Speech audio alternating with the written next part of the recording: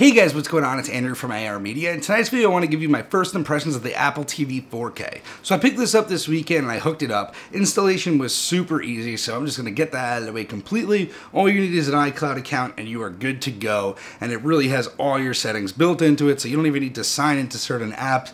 Setup itself is very fantastic. Now this is very similar to the other year Apple TVs, so I don't really need to go over it too much. There's a power cable, an HDMI slot, and an Ethernet port. I suggest using that Ethernet port because it is a very, very high gigabit Ethernet port. It actually accepts over 100 megabits per second download speed, so if you have fast internet speeds, you're definitely going to get that hardwired. Now, aside from the Apple TV, you get the Apple TV remote. Now this charges via Lightning, and I gotta be honest, I'm not really a fan of this.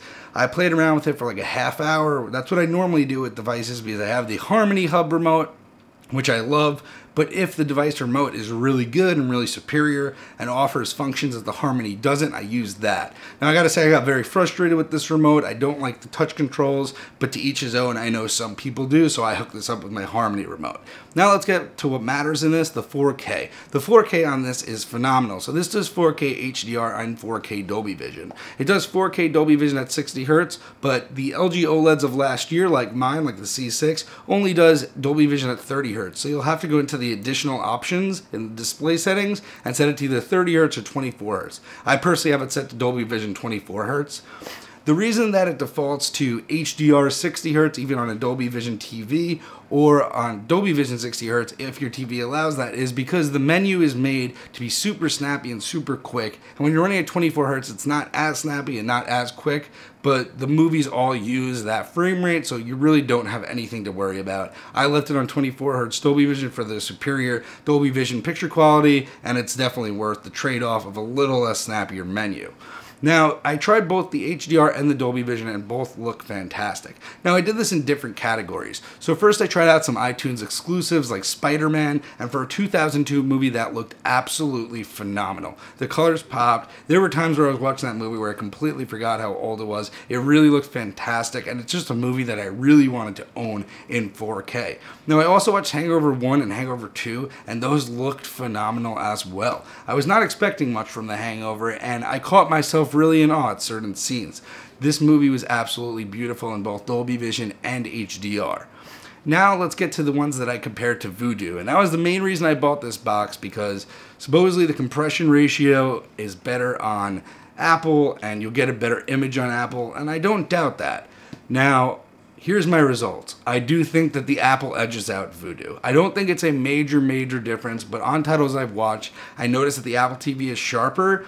And not even that, the one thing I really noticed a lot is the colors pop a lot more. Like for example, I tried Arrival, and I gotta say Arrival pops a little bit more on the Apple TV than it does on Vudu, but it's nothing that's gonna be miles and miles ahead of each other. But with the pricing difference that Apple TV is offering and the higher quality, it's really a hard bargain not to go with Apple, considering any HD purchase you make from now on, they will upgrade to 4K HDR or Dolby Vision free of charge once it becomes available. So that's a great feature and great move by Apple. Next up, I'm going to compare it to the 4K Blu-ray discs. Now, the 4K Blu-ray disc was another spot where I really wanted to compare this. So I threw in some discs like John Wick 2 that I watched on here as well, and Deepwater Horizon, and I must say they hold up very well. Now, don't get me wrong, the 4K Blu-ray with the uncompressed disc is of course going to be better than the compressed stream, but not really by much. It's very hard to tell unless you look deep and specific for these details and for the colors. I must say the color representation is equal to that on Deepwater Horizon and John Wick 2. The colors pop just as much on this Apple TV. It really is amazing. The picture looks phenomenal. Whether you're on HDR or whether you're on Dolby Vision, I have not been disappointed in anything I've watched yet on this. Now, I know there's some controversy saying that this box turns everything into Dolby Vision or everything into HDR, which it does. So if your TV is Dolby Vision or HDR, it will show that it has a Dolby Vision or HDR stream the whole time the Apple TV is on. Now, I thought this may interfere with other apps, but I've tried Netflix and I've tried standard definition movies and high def movies on Vudu, and everything looks great. Between iTunes, Vudu, and Netflix, I haven't had any problems at all. Everything looks great to me, if not even a little better. The colors pop maybe a bit more, but I would not say it hinders the image at all. Now, the only negative I really have to say about this upon first impressions is it doesn't come with Dolby Dolby Atmos. And that, luckily, Apple confirmed is not a hardware limitation, but a software limitation, and they plan on updating it in the near future. Now, another con of this would be that this does not have Amazon streaming out the get-go, but they do promise that as well by end of year, and actually there's rumors going around that it's going to come this Thursday, so watch out for that. Anyway, guys, I hope you like this first impressions. Look out for my review later on this week. We're going to go in-depth with detailed shots and detailed impressions after I get some other movies watched. And also, I'm going to be doing iTunes exclusive movie reviews, so I'm going to do Spider-Man Homecoming, Baby Driver, and really whatever else you guys want. So let me know in the comments what movies you guys want me to review. Let me know if you picked up the Apple TV, and have a good night, guys.